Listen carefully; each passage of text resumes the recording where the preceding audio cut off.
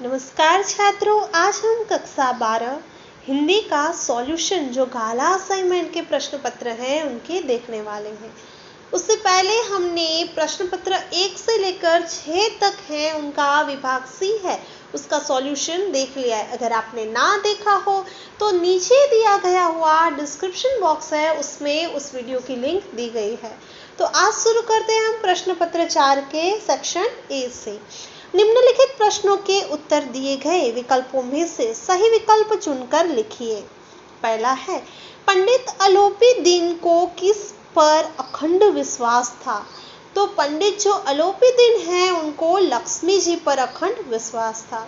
दूसरा है, राधा भाभी ने समधियों के यहाँ विवाह में देने के लिए बुआ को बाजार से क्या ला कर दिया? तो आंसर आएगा चांदी की एक सिंदूरदानी, एक साड़ी तथा ब्लाउज का कपड़ा लाकर दिया। तीसरा है, लेखक के पिताजी घर बनाने के लिए कहाँ से चिकनी मिट्टी लाते थे?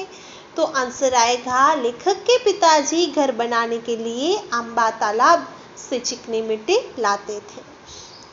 उसके बाद में है, रेडियम की मित्रता किससे होती है? आंसर है हमारा खनिज धातुओं से होती है।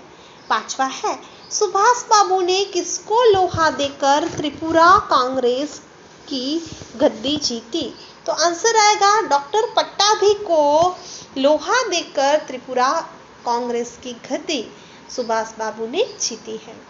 छठा है, हम भगवान की कसम खाकर कहते हैं, आंसर आएगा बी कि इनका जन्मदिन 1 अप्रैल को है। सातवां है, महीनों से मन क्यों उदास था? आंसर है बी, कुछ तबीयत ढीली, कुछ तनाव और टूटने का डर था। आठवां है, वंशीधर के अनुभवी पिता ने क्या कहा? तो वंशीधर के अनुभवी पिता ने कहा, ऊपरी आमदनी ईश्वर देता है, उसी से बरकत होती है। उसके बाद है, रचना के साथ योग्य पात्र का जोड़ा मिलाकर लिखिए। रचना दी गई है और उसके पास में पात्र है। अकेली है, उसके सामने हमें पात्र का जोड़ा है, तो उसका आंसर आएगा सन्यासी जी। और घर है तो पात्र है, उसका आंसर आएगा छोटा भाई। प्रश्न नंबर 11 है, निम्नलिखित प्रश्नों में से जो उत्तर है, ठीक है, एक एक वाक्य में लिखने हैं। सोमा बुआ को अपनी जिंदगी किसके भरोसे काटनी पड़ती थी? आंसर मैंने शॉर्ट में लिखा है, हमें पूरा लाइन है वो लिखना है, ठीक है। सोमा बुआ को अपनी जिंदगी पास पड़ोस वालों के सहारे या उसके भरोसे काटनी पड़ती थी। उसके बाद है 12वां, लेखक ने किसकी अनुमति लेकर घर बेचने का विचार पक्का किया था? तो लेखक ने अपनी जो बूढ़ी माँ है उसकी अनुमति लेकर घर बेचने का विचार पक्का किया था। 13वां है, रेडियम के 2 कण कहाँ संग्रहित है? तो रेडियम के 2 कण लंदन के मिडिलसेक्स अस्पताल में संग्रहित है। 14वां है, सुभाष बाबू का जीवन पथ कैसा था? तो सुभाष बाबू है उनका जीवन पथ संघर्षमय था। उसके बाद है, निम्नलिखित प्रश्नों में से किन्हीं 3 के उत्तर 2-3 वाक्यों में लिखिए। 15वां है, बुजुर्ग मित्र को जन्मदिन मनाने में तकलीफ क्यों हुई? तो बुजुर्ग मित्र है उसका जन्मदिन 1 अप्रैल को पैदा हुए थे वो, ठीक है, तब उनका जन्मदिन था। 1 अप्रैल को अप्रैल फुल दिन माना जाता है।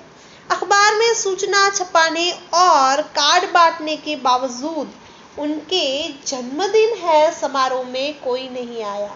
लोग समझते थे कि उन्हें अप्रैल फुल बनाया जा रहा है, इसलिए उनको इस प्रकार जन्मदिन मनाने में तकलीफ हुई। 16वां है, लेखक के मन एकाएक कौन सी पंक्तियां गूंज गई? रात के 12 बज गए, संगीत कार्यक्रम देखने गए, लेखक के चिरंजीव और मेहमान लड़की अभी तक नहीं लौटे थे, बरसात हो रही थी। एकाएक लेखक के मन में उमड़ती घुमड़ती ये पंक्तियां गूंज उठी, मोरे राम के भीजे मुकुटवा, लक्ष्मण के पटुकवा, मोरी सीता के भीजे सैनुखा, तो राम घर लौटही, ये पंक्ति उनके मन में गूंज उठी। 17वां है पंडित अलोपुद्दीन को क्यों हिरासत में लिया गया था, उसका रीजन क्या था? तो आंसर रहेगा नमक के दरोगा वंशीधर ने पंडित अलोपुद्दीन की नमक की गाड़ियां को, जो गाड़ियां थी उनको नदी के पार जाते हुए पकड़ा था और उन्हें रोक दिया था। पंडित अलोपुद्दीन ने उससे पैसे लेकर मामले को रफा दफा करने का आग्रह किया, पर वंशीधर किसी भी कीमत पर उन्हें छोड़ने को राजी नहीं हुआ और उसके आदेश से उन्हें हिरासत में ले लिया गया। 18वां है सोमा बुआ के पति का व्यवहार कैसा था? सोमा बुआ के पति सन्यासी थे। वे हरिद्वार में रहते थे और साल में 1 महीने के लिए उनके पास आकर रहते थे। वे एक स्नेहहीन व्यक्ति थे। उनके आने से सोमा बुआ का रोजमर्रा का क्रम गड़बड़ा जाता था। सोमा बुआ का घूमना फिरना और दूसरों से मिलना जुलना उन्हें बिल्कुल पसंद नहीं था। उन्हें किसी के यहाँ किसी कार्यक्रम में बिना बुलाए जाना भी पसंद नहीं था। वे सोमा बुआ से कभी मीठी बोल तक नहीं बोलते थे। जब तक वे रहते थे सोमा बुआ का चेहरा मुरझाया रहता था। सोमा बुआ के पति उन पर क्रोध भरी वाणी और कटु वचनों की बौछार करने में भी नहीं चूकते थे। तो इस प्रकार उनके पति का व्यवहार था। 19वां है लेखक का पुराना घर कैसे बनाया गया था? लेखक का पुराना घर उनके पिता ने मिट्टी के कमरे के स्थान पर ईंट घारे से पक्का मकान बनाया था।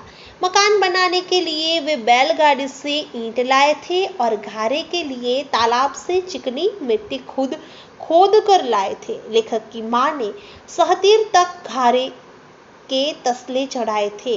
इस तरह लेखक के माता पिता ने घाव के घर को स्वयं मेहनत करके अपने हाथों से बनाया था।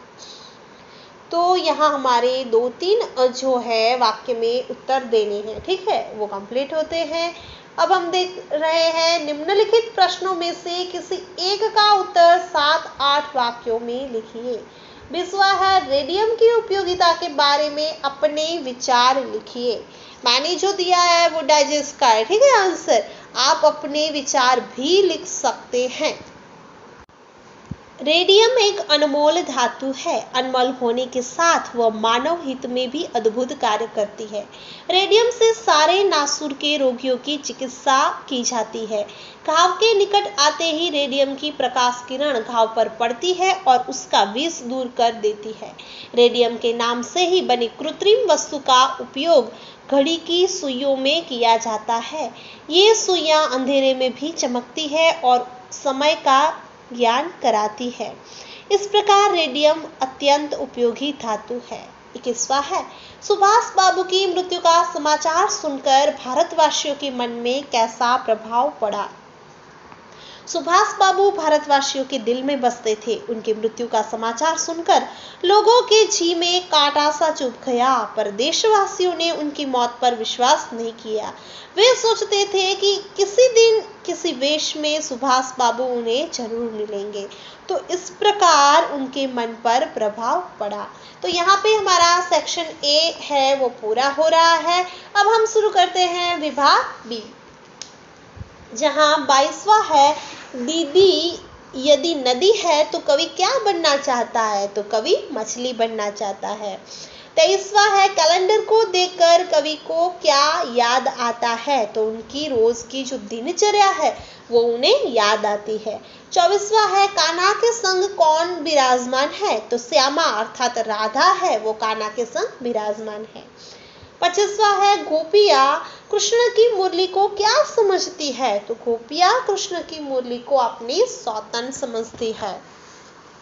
26वां है भारत का प्रथम साम्राज्य किसने स्थापित किया था? भरत ने किया था। दरख्तों के तने कैसे हैं? वो नाजुक है। 28वां है मधुगट किसका प्रतीक है? मधुगट जीवन का प्रतीक है। 29वां है दीदी भाई के लिए क्या सामान रखती है? तो वो गुड्डे रखती है। उसके बाद में है कविता के साथ कवि का नाम लिखकर जोड़ा मिलाइए भारत सिर रत्न भरत। तो ये कवि कौन से हैं उनके? जयशंकर प्रसाद है। कृष्ण भक्ति, तो उसका आंसर आएगा मीराबाई। उसके बाद है निम्नलिखित प्रश्नों के उत्तर एक एक वाक्य में लिखिए। कवि ने किस पेड़ का जिक्र किया है? तो कवि ने बरगद के पेड़ का जिक्र किया है। 33वां है कृष्ण के साथ कौन कौन होली खेल रहा है? तो कृष्ण के साथ राधा और व्रज की युवा नारियां होली खेल रही हैं। उसके बाद में है 34वां गोपी स्वांग में कृष्ण की किसी वस्तु का उपयोग नहीं करेगी। तो उस मुरली का उपयोग नहीं करेगी जिसको कृष्ण अपने होठों पर रखकर बजाते थे। तो इस प्रकार वो अपना स्वांग है वो रजू करती है। 35वां है बालक का लालन पालन कैसे हुआ? तो बालक का लालन पालन कश्यप ऋषि के आश्रम में हुआ। 36वां है, उससे पहले हम उसकी सूचना देख लेते हैं। तो निम्नलिखित प्रश्नों में से किन्हीं तीन के उत्तर 2-3 वाक्यों में लिखिए। तो 36वां है शिशु सिंह को गोद में लेकर बालक ने क्या कहा? तो आंसर है शिशु सिंह को गोद में लेकर बालक भरत ने उससे कहा कि सिंह बालक अपना मुंह खोलो, मैं तुम्हारे दांतों को देखकर गिन लूंगा, देखूं तो भला ये कितने कुटिल और सख्त हैं। तो बालक ने कहा। उसके बाद में है नदियों के किनारे बने घरों से कवि क्यों चिंतित है? उन्हें क्यों चिंता हो रही है? तो उसका आंसर है नदियों में अक्सर बाढ़ आया करती है। बाढ़ के समय नदी का रूप विकराल हो जाता है। वे अपने साथ घर, पेड़, फसलें, पशु आदि सब बहा ले जाती है। नदियों के किनारे बने घरों के बारे में लेखक को इसलिए चिंता है कि वे बाढ़ की जो चपेट है उसमें आकर नष्ट हो जाएंगे। उसके बाद है कवि को अपनी दीदी घर की ईंट की नींव की ईंट के समान क्यों लगती है? ऐसा उसको क्यों लगता है कि उसकी दीदी है वो घर की नींव की ईंट के समान है? तो दीदी की नई दुनिया बस गई है। अब दीदी अपनी दुनिया में नए जो है सिरे से शुरुआत करेगी और अपने परिवार को संस्कार देगी। इसलिए कवि अपनी दीदी घर की नींव की ईंट के समान लगती है। अब है 39वां कैलेंडर कविता में कवि क्या संदेश देना चाहते हैं? तो कैलेंडर कविता में कवि यह संदेश देना चाहते हैं कि चेतनाहीन जीवन और जीवन में नएपन के अभाव का चित्रण है। हम वही टाइम टेबल है उसको फॉलो करते रहते हैं। जीवन में कुछ नया होना वह भी जरूरी है। जीवन में नयापन नहीं आता है तो जीवन यांत्रिक लगने लगता है। इस प्रकार कैलेंडर कविता से कवि यह संदेश देना चाहते हैं कि हम वो यांत्रिक कैलेंडर यानी कि जो हमने डिसाइड किया है पहले से उसे फॉलो करने के लिए हम पूरा टाइम लगे रहते हैं। ये ना करके कुछ नयापन लाए और अपने जीवन को अच्छी तरह से जिए।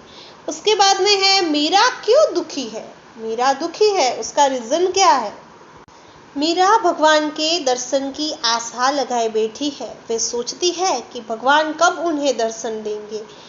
मीरा को भगवान के चरण कमलों में दर्शन की लगन लगी है। उन्हें भगवान के दर्शन नहीं हो पा रहे इसलिए मीरा दुखी है। अब है निम्नलिखित प्रश्नों में से किसी एक का उत्तर 7-8 वाक्यों में लिखिए। गोपियां बांसुरी से क्यों ईर्ष्या करती है? रसकान के दोनों सवैयों के आधार पर इसके उत्तर लिखने हैं। तो गोपियों का मानना है कि कृष्ण बांसुरी के वश में हो गए हैं, वे उनको नहीं चाहते। इस तरह वे कृष्ण की बांसुरी को अपनी सौतन के रूप में देखती है। इसलिए सौतिया डाह के कारण गोपियां बांसुरी को अपने होठों पर भी नहीं रखना चाहती और इस तरह वो बांसुरी से ईर्ष्या करती है। 42वां है भारत सिर रत्न कविता का भावार्थ लिखिए। है कि भरत जो सिर रत्न का नाम दिया गया है, ठीक है। तो भरत शकुंतला से उत्पन्न राजा दुष्यंत के पुत्र थे। बालक भरत में बचपन से ही निर्भयता कूट कूट कर भरी थी। सिंहों के शावक उसके शहबर थे। वह कश्यप ऋषि के आश्रम में पालकर बड़ा हुआ। वहीं के विद्यापीठ में उसने शिक्षा मिली। इस वीर बालक ने अपने भुजबल से सबसे पहले भारत में अपने साम्राज्य की स्थापना की। इसी के नाम से हमारे देश का नाम भारत पड़ा। तो यह भारत सिर रत्न कविता का भावार्थ है। तो आशा है कि आपको ये सॉल्यूशन है वो उपयोगी होगा। So wish you all the best. Like share and subscribe. Bye bye.